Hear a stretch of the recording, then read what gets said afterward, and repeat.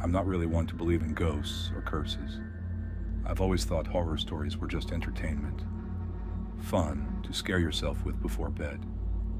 But something happened a year ago that changed everything I thought I knew about the world. It all started when I inherited my grandmother's house. She passed away suddenly. No will, no warning. Just a phone call from the lawyer telling me the place was mine. I hadn't seen her in years. Family stuff, messy and unresolved. Still, I remembered the house. Big, old, creaky, like something out of a gothic novel.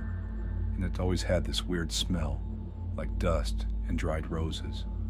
I moved in, thinking it would just be temporary. Sell it, pocket the money, and move on. But from the first night, I could tell something was off.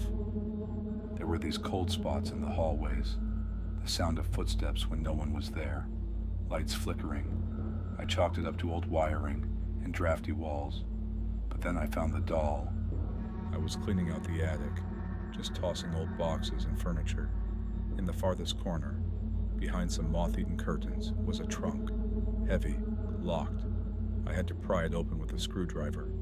Inside, wrapped in faded lace, was a porcelain doll. Its eyes were this deep, glassy blue, the kind that seemed too lifelike, like they could blink at any second. The paint on its lips was chipped, but it still looked like it was smirking. And its dress, that old Victorian style, stiff with age.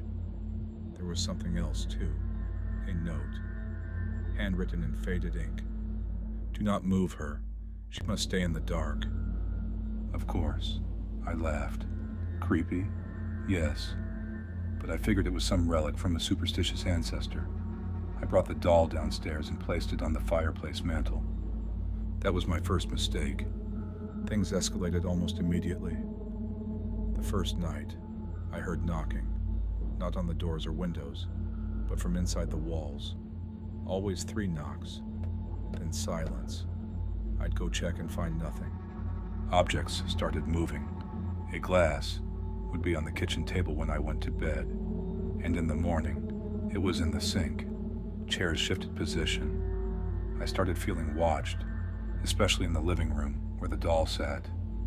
I tried to ignore it, sleep through it, rationalize. But then one night, I found the doll on the floor, facing the wall. I'm a light sleeper. I live alone. No pets. I didn't put it there. I put it back. And that night I had the first dream. In the dream, I was back in the attic. Only it was darker, colder. The air felt thick, like I was underwater. I heard whispering, a woman's voice just out of reach. She kept saying the same thing. She wants your face. I turned, and there was the doll, standing, not sitting, on the trunk. It pointed at me with one cracked porcelain finger. Then its jaw dropped open, far wider than any doll's mouth should. I woke up gasping, drenched in sweat. The house was dead silent. But the doll was on my bedside table.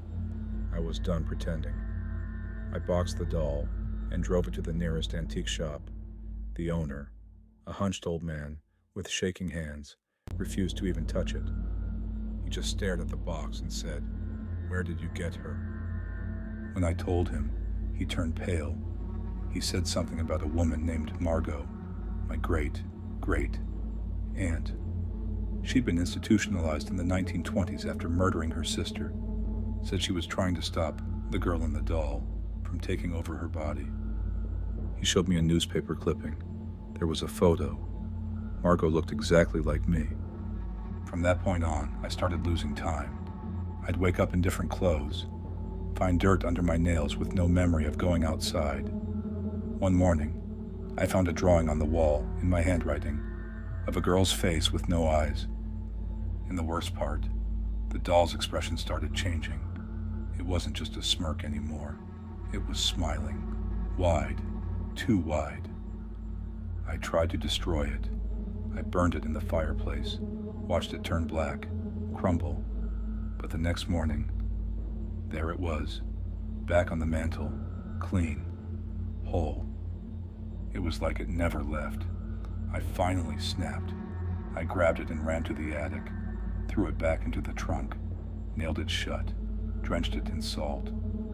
I don't know why. Some article I read online about spirits and salt.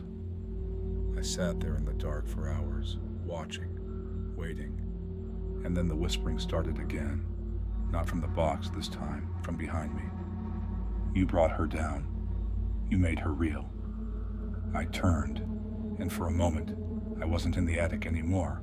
I was in a nursery, Victorian furniture, a crib, and in the corner, Margot, eyes black as pitch. She smiled and said, "It's your turn now." That was 3 weeks ago. I don't sleep anymore. The doll's still here, though I've moved out.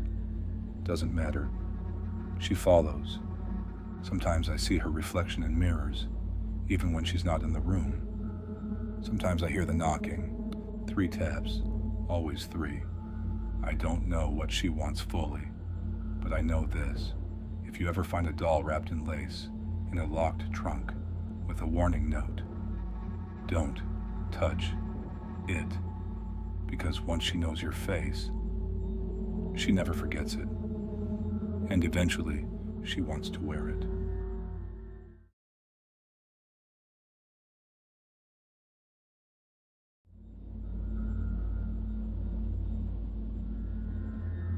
I've never talked about this publicly before, not in detail, not because I'm scared. Well, not anymore, at least. But because people don't believe you when you mention Skinwalker Ranch. They think it's all internet lore, sensational documentaries, or government smokescreens.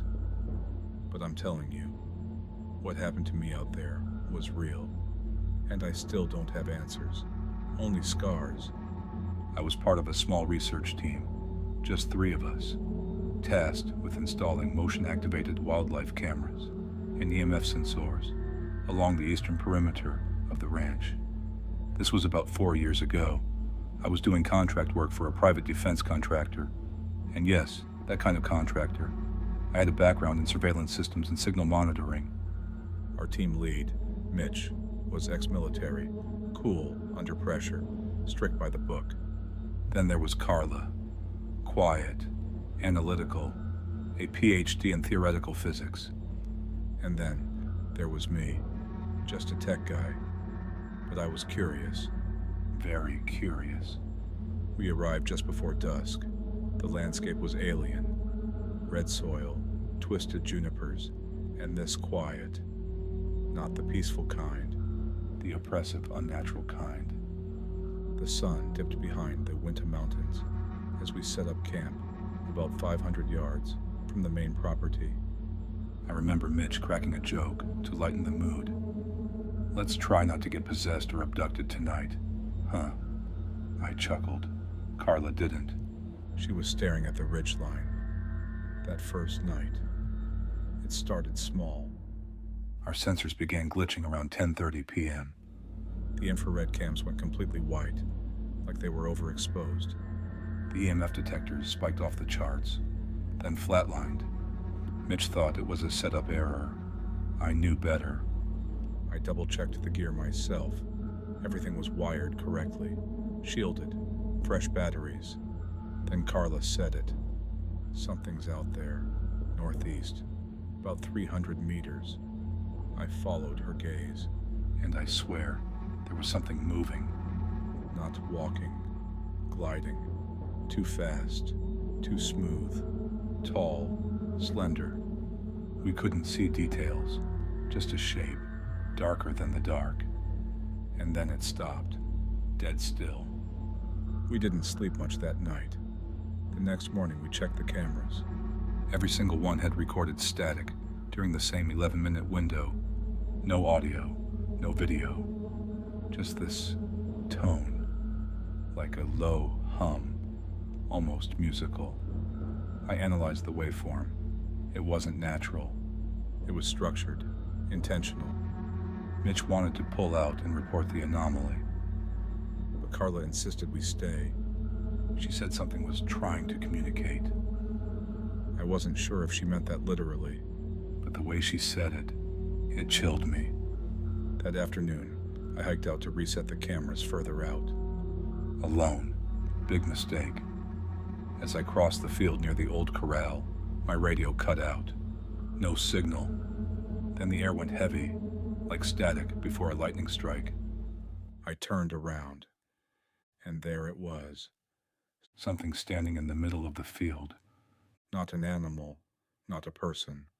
Tall, pale, hairless. And its eyes. God, the eyes. They reflected daylight, like an animal at night. But this was midday. It didn't move. But I did. Fast. That night was worse. At around 2 a.m., we heard them. Voices, but not human. Something was circling the camp. You'd hear whispering behind you, then silence when you turned. Then laughter. But it was wrong. It was mimicking us. I heard my own voice whisper something from the darkness. Then Carla screamed. We found her standing just beyond the tent, barefoot in the dirt. She was staring into the trees. I grabbed her, pulled her back. She was shaking, mumbling the same thing over and over. It's in the ground. It's in the ground. Mitch started packing immediately. No more debates. We were leaving at dawn. But dawn never came. Not properly. The sun started to rise, then everything went gray. Like a storm was coming, but there were no clouds. And then we saw it. A black orb, hovering silently above the ridge. Maybe 200 feet up. Perfectly spherical. It wasn't a drone. It wasn't a balloon. The air felt like it was bending around it, distorted, vibrating. Our equipment began to spark. My tablet exploded in my hands. Then Carla walked straight toward it. Mitch had to tackle her. She screamed like something was being ripped out of her. Like something had hold of her mind. And then, just like that, the orb vanished. And the sun broke through. We didn't even break down the camp. We threw everything in the trucks and got the hell out. No one spoke for miles. Even Mitch looked pale. Carla slept the entire ride, her pulse slow. Like she was drained. When we got back to the main gate checkpoint, we found something waiting for us. Each of our personnel files. Sitting on the hood of our Jeep. Unmarked folder. No note. Just there. When I opened mine, there was only one thing inside. A photo. A still frame from our static video. But in the middle, there was my face, smiling. But I never smiled during that trip, and I sure as hell wasn't in that frame. Carla left the program.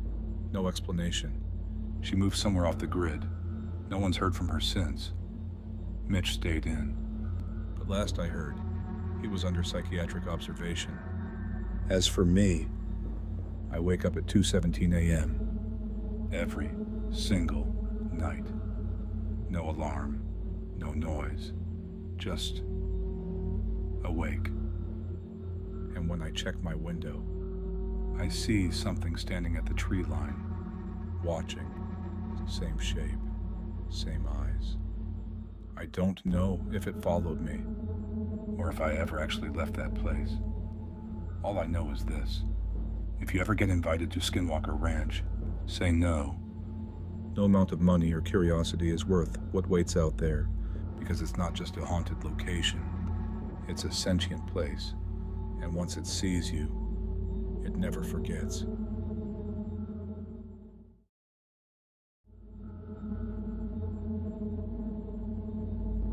I want to preface this by saying I'm not the kind of person who sees ghosts. I don't believe in Ouija boards or demons or cursed objects.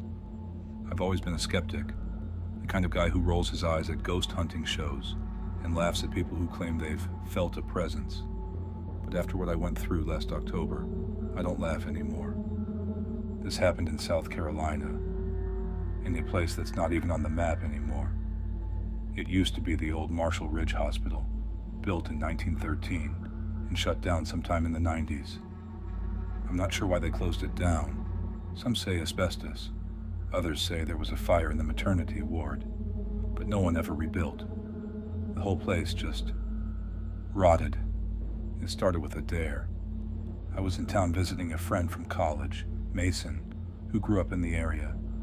We were out with a few locals, drinking at a bonfire behind some guy's barn. That's when someone brought up the hospital. You ever heard the babies cry at night? A girl named Holly asked. She was dead serious.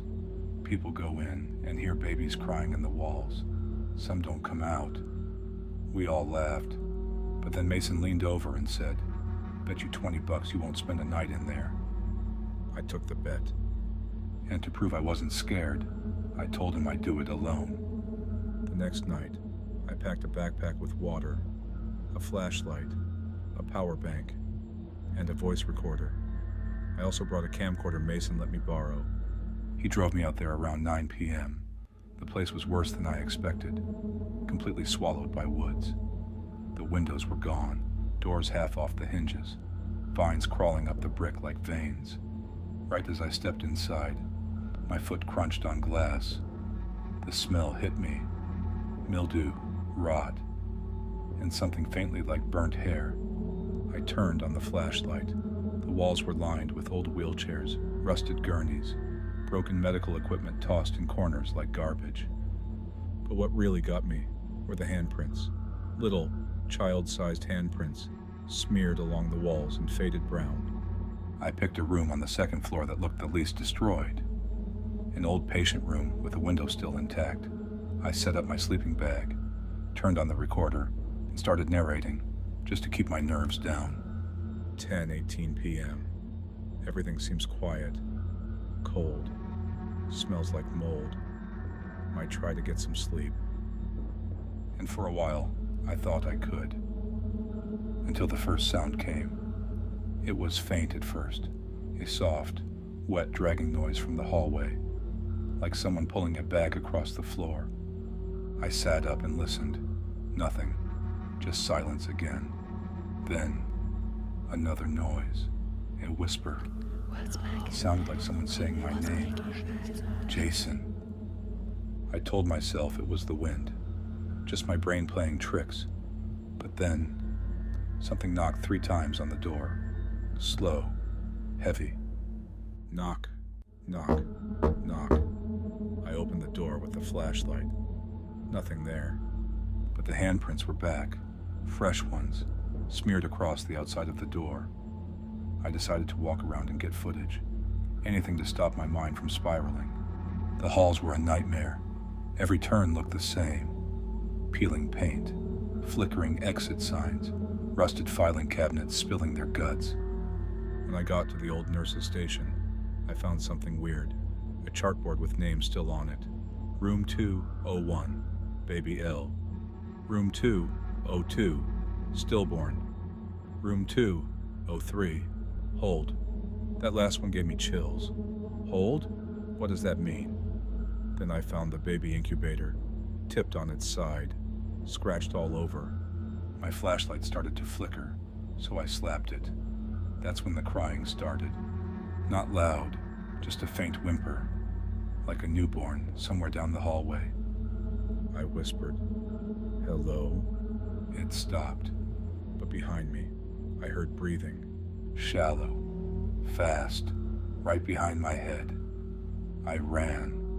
I know I shouldn't have, but I couldn't help it. I bolted down the hall, turned a corner, and found myself in what looked like a surgical theater. The metal tables were still there, stained and rusted, cabinets full of dusty bottles. One wall had old x-rays pinned up, all of skulls, but one looked wrong.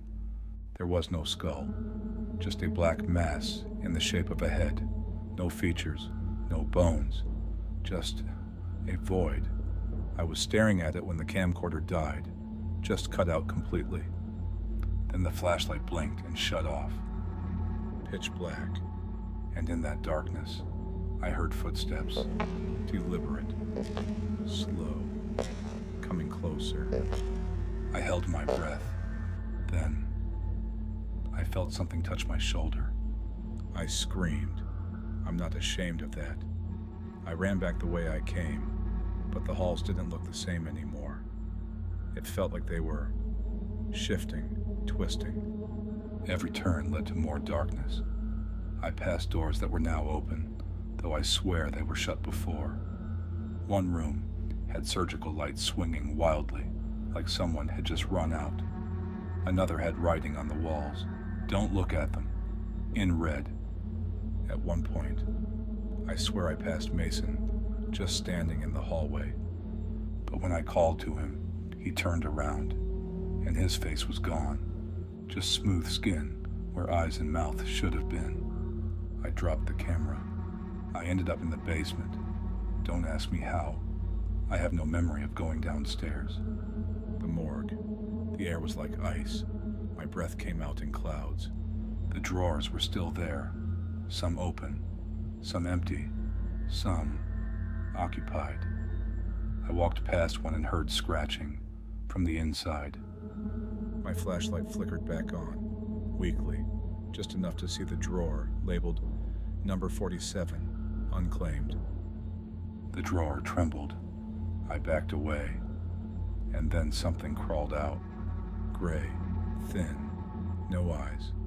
A baby-sized thing with arms too long and a mouth that stretched from cheek to cheek.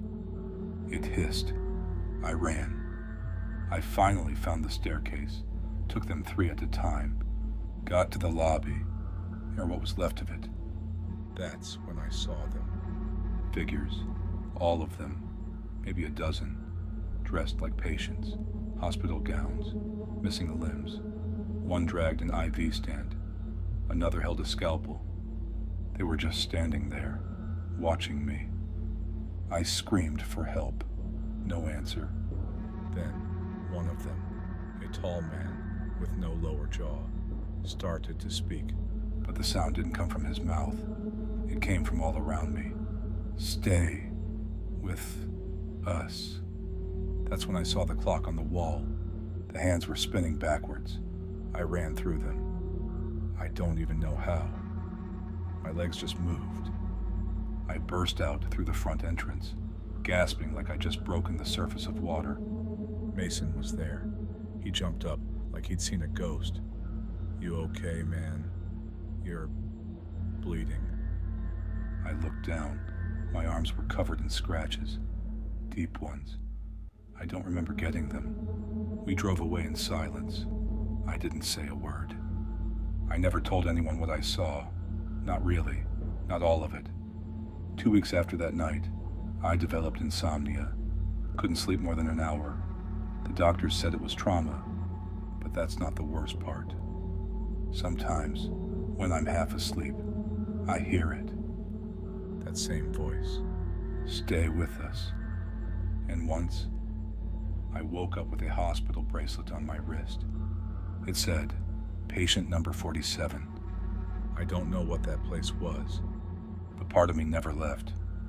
If you're ever in South Carolina and someone dares you to check out Marshall Ridge Hospital, don't. Some bets aren't worth winning, not when they cost you your soul.